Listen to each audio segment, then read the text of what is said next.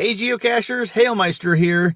Get ready, because I'm going to show you some tips and tricks on how to make your next big geocaching day a success.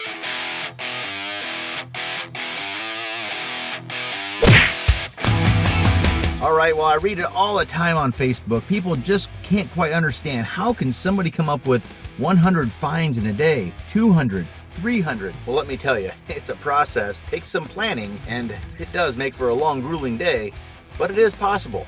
I have been geocaching for 11 years, and I have had several days where I've had multi-hundred finds in a day, and I'm going to give you some tips and tricks so you can do it as well too. The first thing you want to do is find a densely populated area on the map that has a bunch of geocaches, perhaps a geoart of some sort. Once you solve all the puzzles on the geoart, usually they're laid out in a row or in such a manner where you can just drive every few hundred feet and pick up another geocache, one right after another. And you can sometimes pick up 30, 40, 50 or more an hour.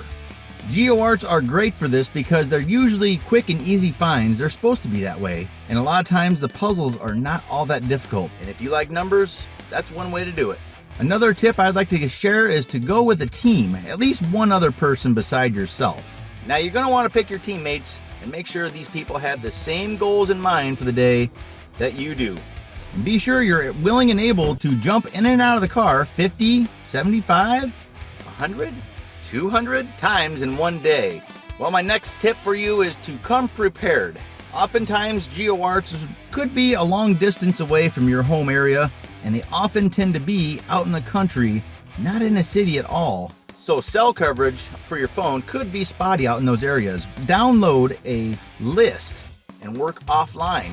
For those who don't use phones, make sure you have an updated GPX file or pocket query that you ran and you have it loaded in your GPS.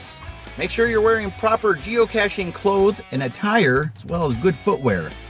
And take it from me, make sure you got plenty of sunscreen so you don't get a sunburn, and bug spray. Keep bug bites to a minimum.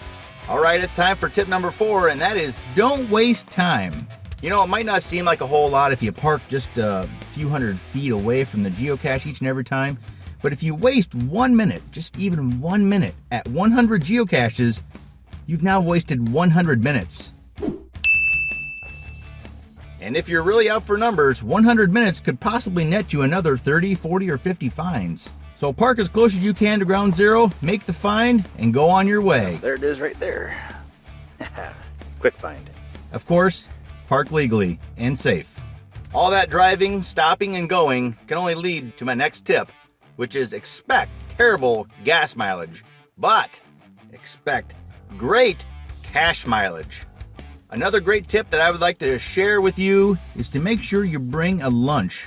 Pack a sack lunch or throw something in the cooler and take it with you. Some drinks, sandwiches, chips, whatever, granola bars. The nearest town may be 10 minutes or farther away. If you get hungry and you have a hankering for McDonald's and you have to drive another 10 minutes into town, that's another 10 minutes back to where you're at.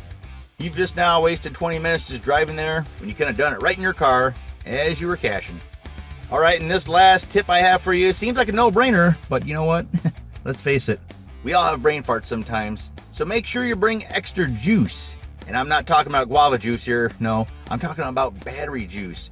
Make sure you bring a charging cord, something to charge your phone with, or extra AA batteries for your GPS, or an extra external battery pack you can use for your phone. Alright guys, there you have it. There's all the tips I have for you today. If you think I missed any, or if you have any of your own that you've learned along your travels, go ahead and leave a comment down below. I'd like to hear what you have to say. Alright guys, well that does it for me. I'm going geocaching. We'll see you on the next episode of Geocaching with Hailmeister.